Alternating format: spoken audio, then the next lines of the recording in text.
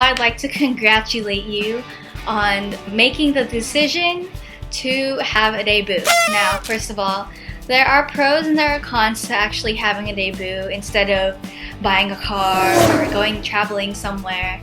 And I'd like to think that a debut is a once in a lifetime experience that you can have, while in fact you can, get a car some other time or go travel when you actually have money to travel.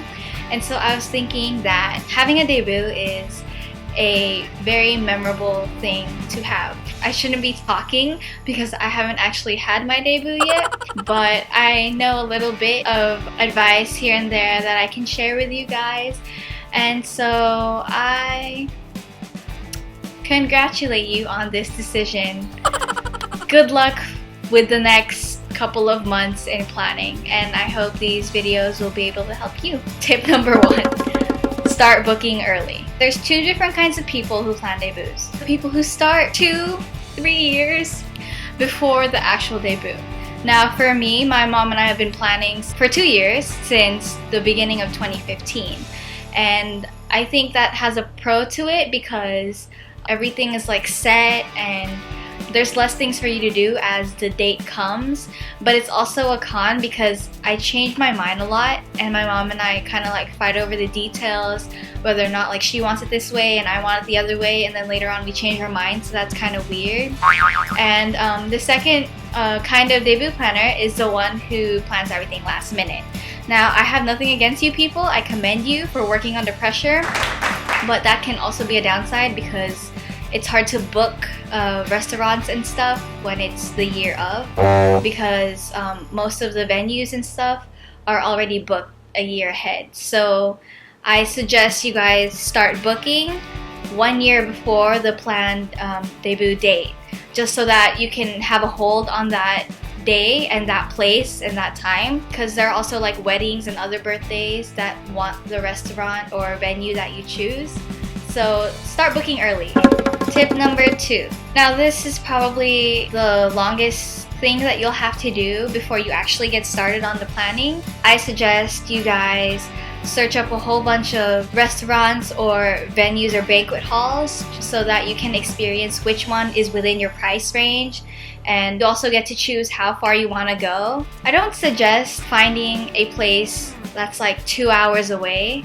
Even though it's like really cheap and you can get a really good deal on it, I advise against it because first of all, think about your guests. Your guests have to travel 1 or 2 hours away, and that's kind of inconvenient for them, because then if you book your debut on a Friday, they're gonna have to get out of work early.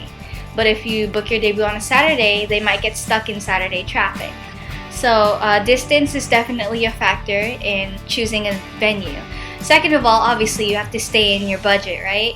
And so if you can only afford a little bit, then you probably shouldn't splurge on very extravagant places. Maybe you can rent out a banquet hall and then do catering, or you can just go to a place where it also has like catering within it, just so that you don't have to search for other catering services and stuff, so it's all in one and you don't have to worry about it. The third is choosing food.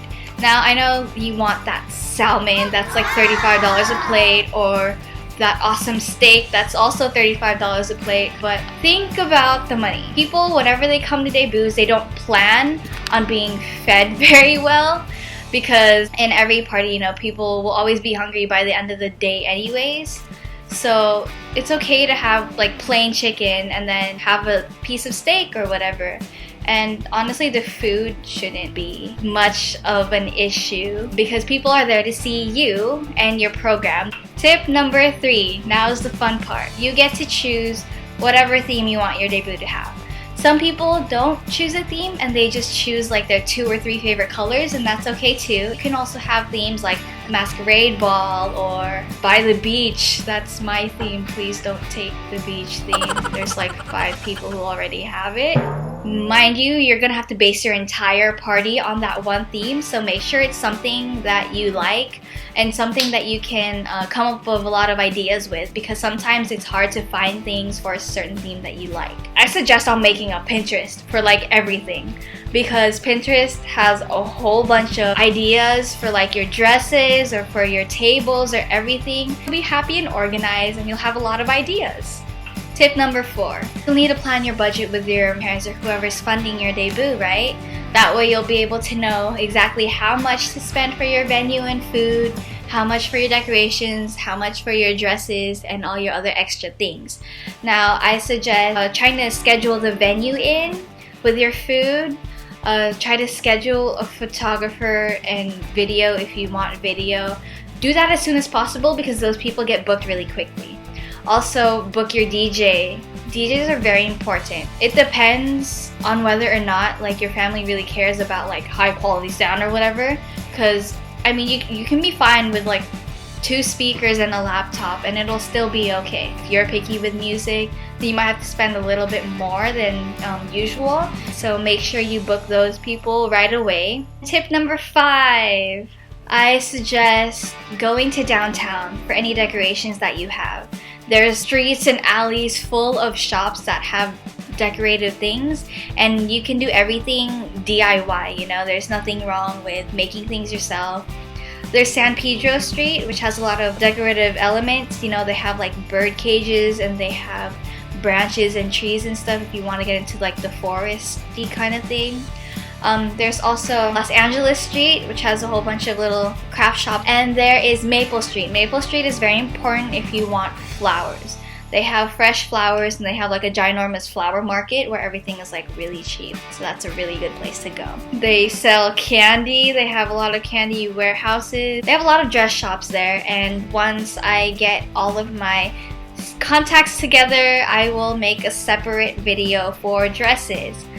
But yeah, the dresses range from about like 100 to 500. So it's ultimately up to you whether or not you want to spend. You can also get your court dresses too. Those, on the other hand, I suggest if they're like really expensive, don't get them. Because you can definitely get court dresses at a cheaper price, sometimes online. And sometimes the people in downtown will give you a discount if you buy more than 5 dresses. So that's perfect for your court. And ultimately, it's up to you whether or not you want to pay for the dresses yourself or if you want the court to pay for their own dresses. So that's just a brief overview. I'll do little details here and there. I'll speak more about certain things in your debut planning, and I'll also make sure to have like links and contacts for you guys too.